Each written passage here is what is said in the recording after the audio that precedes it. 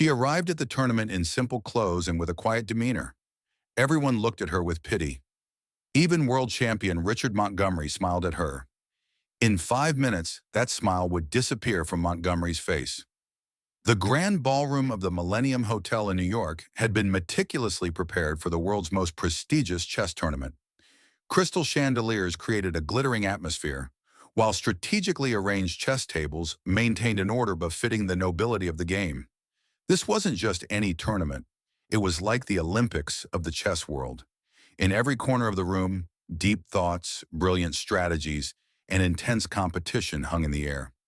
Catherine Miller, 42, quietly entered the hall wearing plain jeans and a faded blue cardigan. Her brown hair was tied back in a casual bun, and she wore almost no makeup. Around her neck, she wore only a simple silver necklace, a gift from her husband. In her worn bag was a special wooden chess set that her husband had given her years ago. No one from the outside noticed the inscription, "There's always one more move," etched in the corner of the chessboard, slightly visible from the bag. Catherine's eyes scanned this world that was once familiar, but now she felt like a stranger. 12 years was a long time. Life had once torn her away from this world, and now she had returned. But she wasn't the same person anymore. The elegantly dressed chess masters in the hall stood out with their designer suits, expensive watches, and confident demeanors. Most knew each other. This was a small but elite community. Though some were competitive with each other, they all belonged to the same world. Catherine stood out among them, not just in her attire, but in the apprehension in her gaze as she surveyed her surroundings. "Ma'am, can I help you?" asked an event staff member passing by. "The amateur division is on a different floor." Catherine smiled slightly. "I registered for the open category, thank you." The staff member couldn't hide his surprise but nodded and walked away. Catherine took a deep breath. She had prepared herself for these reactions, but each time, something broke inside her. The star of the tournament, 35-year-old American world champion Richard Montgomery, had just returned from a sponsorship event. He impressed those around him with his perfect navy suit, charismatic smile, and confident demeanor. Defending his title for 5 years, Montgomery had become the face of modern chess. As he entered, everyone in the hall looked in his direction, some with admiration, some with hidden jealousy, but all with respect. "Mr. Montgomery, your new watch is catching attention." "Is it a sponsor gift?" asked a journalist, approaching him. Richard showed off the luxury watch on his wrist. "Yes, from Swiss Chronometer's new collection. Limited edition, only 50 pieces made." The watch proudly gleamed under the room's lights. "Mr. Montgomery, we're eager to watch you today," said another journalist, extending a voice recorder. Richard responded with a confident smile. "I hope to put on a good show today. This tournament is where real talent takes the stage." "What do you think about your competitors?" Richard smiled diplomatically. "They're all respectable players, but the championship is mine for a reason. I'm here to prove that again today." As Catherine quietly observed this splendor unfolding around her, she approached the registration desk. When her turn came, she spoke in a timid voice. "Catherine Miller. I'm on the participants list." The woman at the desk looked at the computer, then turned to Catherine in surprise. "Catherine Miller. You're in the open category?" "Yes, that's right," said Catherine without raising her eyes. This category usually—" The woman didn't finish her sentence. Instead, she prepared Catherine's name tag. "Table 7. The first round starts in 30 minutes.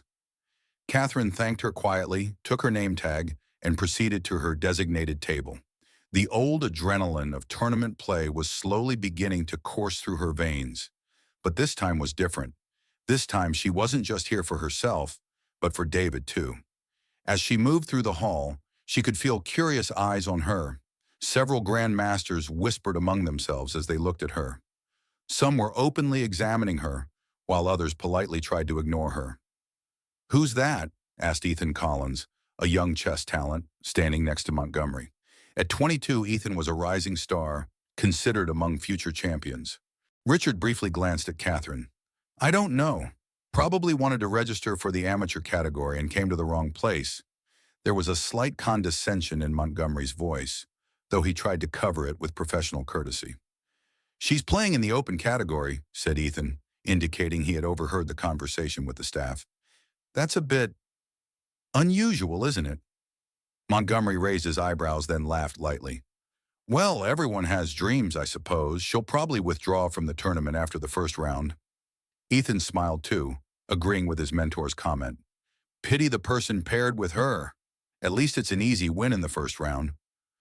I need to prepare for the opening ceremony, said Montgomery, checking his watch. There's a press conference this evening, and I want to rest a bit before that. The first round is usually a formality for me. Catherine reached her designated table and sat down quietly. She took out her small notebook and prepared to record her moves. As she opened it, a photo on the first page caught her eye. David and herself, smiling at a chess table in Central Park. She gently caressed the photo before turning the page. She began waiting for her opponent to arrive at the table. When the opening ceremony began, tournament director William Hayes approached the microphone. Distinguished chess enthusiasts, welcome to the 23rd International New York Chess Tournament. This year, we are hosting 64 players from 27 countries, including our 5-time world champion, Richard Montgomery. Strong applause rose from the crowd. Richard stood up and bowed, once again drawing attention with his perfect smile and charismatic demeanor. This year's tournament is held in memory of Benjamin Fischer, one of the greatest masters in chess history. Remembering Fischer's words, chess is not just a game, but a philosophy of life. I wish all our players creative and memorable matches in the spirit of sportsmanship. Catherine smiled slightly at the mention of Fischer's name. He was David's favorite chess master. They had all of Fischer's books at home and would analyze his games throughout the night. The first round pairings can be seen on the screen. Good luck to all players, said William, saluting the entire hall one last time. When the pairings appeared on the large screen, the hall suddenly filled with whispers. Everyone was looking for their name and opponent. Catherine turned her eyes to the screen and felt her heart rate increase. Table 7, Catherine Miller, Richard Montgomery. As whispers in the hall increased, everyone began asking each other who this Catherine Miller was. Being paired with the world champion, especially in the first round, would be seen as a misfortune by most players. Richard's expression first turned to surprise, then to a slight smile. Being paired with a relatively unknown name in the first round seemed like a lucky draw for him. He usually didn't face stronger opponents in the early rounds. Well, at least we'll get through the warm-up round easily, he murmured to his friends, taking care not to speak too loudly. Catherine took a deep breath when she saw the pairing on the screen. Facing the world champion directly in her first match? Was it fate or just a coincidence? What would David say to this? He would probably smile and say, "Life always gives you the biggest stage, Cat." As the rounds were about to begin, players started moving toward their designated tables. Catherine settled into her seat, performing her small rituals, checking her pen, adjusting her watch, positioning her chair exactly as she wanted it. These little movements used to help her focus in the past. As Richard approached Catherine's table, some spectators and journalists followed him. Every move, every match of the world champion was of interest. Photographers had taken positions, preparing for the first shots. "Ms. Miller, I presume," said Richard, extending his hand. "Richard Montgomery." Catherine looked up at him, an indescribable expression in her eyes. "I know," she said simply, shaking his hand gently. Richard was a bit surprised by this brief response, but maintained his professionalism. He sat at the table with a confident demeanor. As spectators and photographers positioned themselves around him, Montgomery smiled for the cameras. A journalist wished him luck, and he nodded in thanks. "White is yours," Catherine said quietly, indicating she was ready to begin the game. Right."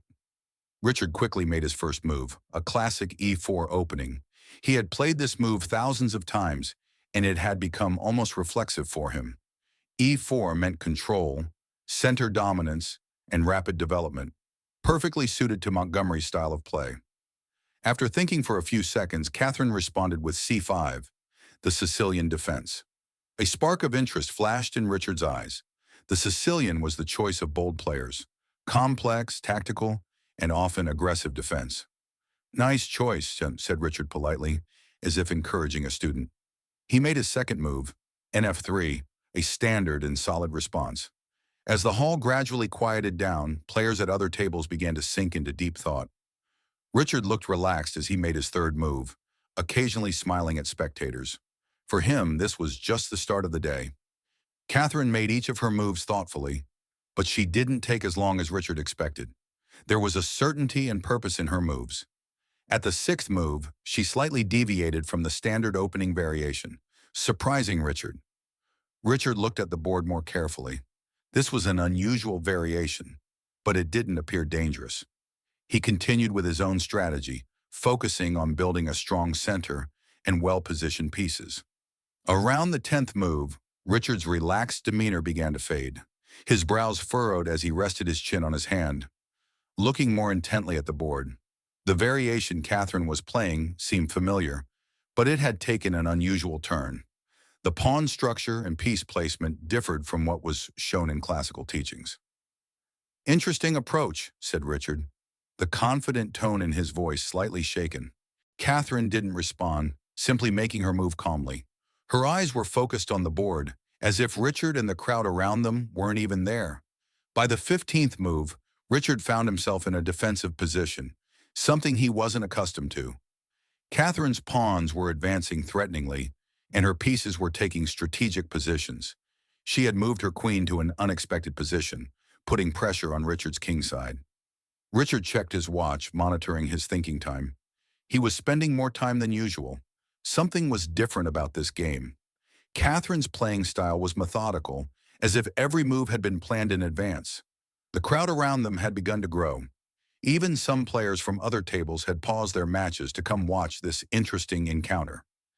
Grandmaster Antonio Rodriguez whispered to a close friend, "Montgomery is under pressure." "Who is this woman?" "Who is this woman?" whispered a spectator. "I don't know, but she seems to be cornering Montgomery," replied another. Beads of sweat had begun to form on Richard's forehead. He was spending more time on each move, frequently checking his clock. Catherine, meanwhile, appeared calm and focused, making her moves almost without thinking, as if remembering a composition she had studied years ago. By the 20th move, complete silence reigned in the hall. All eyes were on table 7. Richard's famous poker face was beginning to crack. His discomfort was visible in his eyes. Catherine's last move had completely changed the balance on the board. As Richard tried to strengthen his defense, Catherine suddenly sacrificed her queen, a rare move in the chess world that required courage and foresight.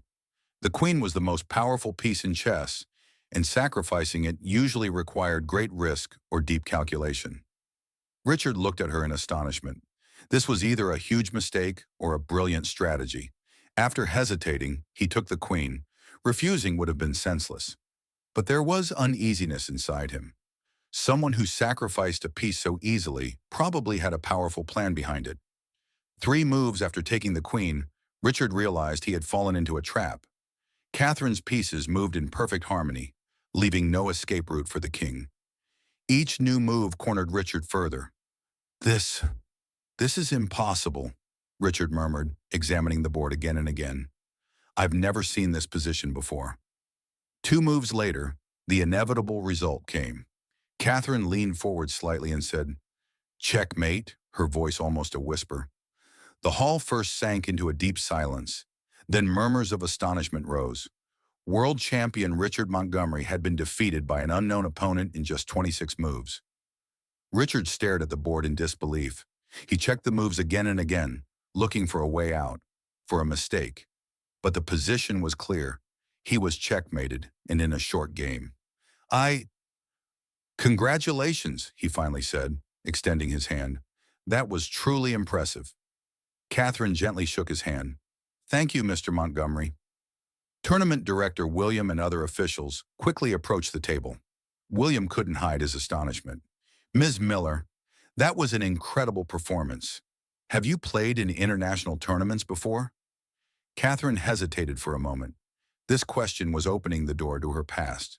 She took a small photograph from her bag, herself and a man, smiling with a chess championship trophy in their hands. The photo was slightly faded, but the happiness on their faces was still vibrant. "Actually," she said with a slight smile, "I won the Women's World Championship 12 years ago. Then, my husband David died of cancer. He was an amateur player at the time, always wanting to go professional.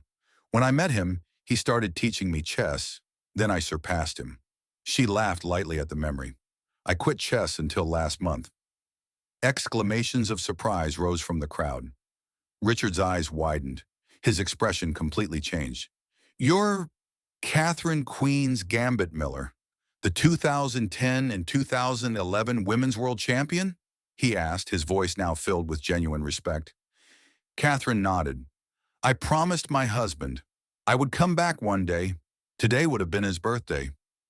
The hall had now completely gathered around Catherine, listening with astonishment and admiration. Even Richard, who had just experienced the shock of an unexpected defeat, was now overcome by a different emotion, genuine respect for the woman standing before him. Why didn't you tell anyone who you were? Asked a journalist, notebook in hand. Catherine still maintained her calm, modest demeanor. Because I'm not that person anymore. I wanted to start from scratch with my own abilities, to be known for my play, not my name. But why take such a risk, facing the world champion directly after not playing for so long? Catherine's eyes drifted to the distance. David always said I needed to take risks. The greatest losses are those of people afraid to try, he would say. Richard Montgomery, having overcome his initial shock, showed true sportsmanship. Ms. Miller, or should I say, Grand Master Miller, it was an honor to play with you. The chess world should be celebrating your return. Catherine looked at him gratefully. Thank you, Mr. Montgomery. I've always appreciated your games. Defeat sometimes gives us the greatest lessons. After that day, Catherine Miller's story transcended the chess world and appeared in international media. Headlines of The Return of the Queen's Gambit were published worldwide. From the New York Times to the Wall Street Journal, from CNN to ESPN, all major media outlets told her story, a story of loss, determination, and a glorious return. Catherine Miller emerged not just as a chess player, but as a source of inspiration. Many young women began learning chess, influenced by her story. Club memberships increased, especially among female players. As the tournament continued, Catherine systematically defeated each of her opponents. After each victory, she simply shook her opponent's hand and quietly prepared for the next match. Her unpretentious demeanor made her an even more respected figure. The opportunity to face Richard Montgomery again came in the tournament final. This time the hall was packed, with live broadcasts reaching millions of viewers worldwide. Everyone eagerly awaited this showdown between the world champion and their turning queen. This time Richard was much better prepared. He had studied Catherine's old games and analyzed her strategies. When the game began, the battle between the two masters was breathtaking. Every move was made with deep strategic understanding. After a 6-hour marathon, the game ended in a draw. Neither player could break the other's fortress, each playing with respect for the other's intelligence and skill. When the game ended, Richard extended his hand. Your husband would be proud of you, Miss Miller. Catherine's eyes welled up. Thank you. That means a lot. At the end of the tournament, Catherine not only took first place, but did so without losing a single match. As she received the trophy at the award ceremony, she couldn't hold back her tears. This is for you, David, she whispered, pressing the trophy to her chest. Richard Montgomery had finished second, for the first time in his career. But strangely, this defeat had made him a better player and a better person. As he confessed in an interview, Catherine Miller taught me one of the most important lessons in chess and life. Never judge anyone by their appearance. In the following weeks, Catherine's story became a source of inspiration. Little girls from poor neighborhoods signed up for chess clubs, wanting to be like her. Individuals with disabilities were encouraged to pursue their dreams because of her perseverance. Catherine had become not just a chess champion, but a symbol of hope and second chances. In an interview, she said, sometimes life can slow you down, stop you, or even make you lose your way. But never forget your passion, your goal, appearance, status, what people think of you. None of that matters. What matters is keeping the fire inside you alive. So what are your plans now? Asked the reporter. Catherine smiled. David always wanted one thing, to establish a foundation to teach chess to young people, especially to reach children without opportunities. Now I'll make his dream come true. And indeed, the Catherine Miller Chess Foundation launched chess programs in schools in low-income areas, especially encouraging girls to play chess. Her slogan was simple: let your moves, not your appearance, speak for you. Richard Montgomery and Catherine Miller represented America together as teammates at the World Chess Olympiad the following year, winning a gold medal. The woman Richard had once dismissed was now his most valuable ally. Richard confessed in an interview, "Catherine didn't just teach me a real chess lesson, she taught me a life lesson. I learned not to judge people by their appearance. Now I approach every opponent, whoever they may be, with genuine respect." Catherine's story wasn't limited to the chess world. A year later, her life was turned into a biographical film, Queen's Return: The Catherine Miller Story. The film broke box office records worldwide and won numerous awards.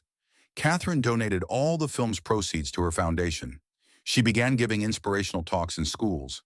In her speeches, she always emphasized the same message: what matters in life is not how many times you fall, but how many times you get back up. Catherine began receiving invitations from around the world, from universities, companies, even governments. But she preferred to spend most of her time with young people, especially those facing challenges. She taught them not just chess, but life strategies. One day while visiting the pediatric oncology ward of a hospital in Boston, she met a little girl. Sarah was 9 years old and receiving treatment for leukemia. There was a small chessboard next to her bed. "Do you like playing chess?" Catherine asked gently. Sarah nodded. "Yes, but I'm not very good. My dad tries to teach me, but he doesn't know much either." Catherine smiled. "I know a little. If you want, I can show you a few moves." Sarah's face lit up. "Really? Wait, you're Catherine Miller. I have your poster in my room." Catherine sat down beside the girl and began showing her simple strategies. Nurses and doctors gathered in the room, surprised to see the famous chess champion playing with a little girl. "You know," Catherine said to Sarah, "I was sick too when I was your age. Appendicitis, not as serious as yours, of course, but I had to stay in the hospital. My father taught me chess then, to pass the time." Sarah asked curiously, "And then you became a champion?" Catherine smiled. "Yes, but much later. First, I had to work hard and be patient. Like in chess, sometimes in life, you have to be patient and think long-term." After that day, Catherine began regularly visiting children's hospitals, teaching chess to young patients. For her, this became not just charity, but a passion. "Chess has healing power," she would say. "It takes you to another world, makes you forget your difficulties, builds mental resilience." When children like Sarah recovered, many joined Catherine's chess clubs. Some began competing in national tournaments. Catherine closely followed the development of each of them, mentoring them all. 5 years later, Catherine competed for the World Championship a second time. This time her opponent was 19-year-old chess prodigy Li Wei from China. The young talent gave Catherine a challenging match, but in the end, experience prevailed. Catherine won the second World Championship of her career. At the award ceremony, there was a surprise guest: Sarah, now completely cured of cancer, a healthy young girl. Catherine called her onto the stage, and they lifted the trophy together. "This is for everyone who keeps fighting despite all the difficulties," Catherine said in tears. Richard Montgomery was no longer actively competing, but he remained active in the chess world as a commentator and mentor. His friendship with Catherine had strengthened, and the two had begun organizing chess camps for young people together. Richard said at a conference, "The most important thing Catherine taught me is the true meaning of victory. Victory isn't just winning, it's getting back up after you lose. It's not giving up despite every challenge life throws at you." Today, the walls of chess clubs around the world display photographs of Catherine Miller in her simple clothes with a calm gaze from that tournament. Beneath it are the words, "Never judge someone by their appearance, because you might be facing a champion." Catherine's story continues to inspire people not just in chess, but in all areas of life. Each new generation of players learns her story, the story of a simple-looking woman who became world champion, breaking all prejudices. 10 years after her husband's death, Catherine wrote a book in his name, David's Moves, Strategies in Life and Chess. The book sold millions of copies, not just as a chess book, but as a life guide. On the last page of the book, Catherine had written, "Life sometimes checkmates us. We lose loved ones. Our dreams are shattered. We lose our way. But remember, even on the chessboard, there is always a way to win a seemingly lost game.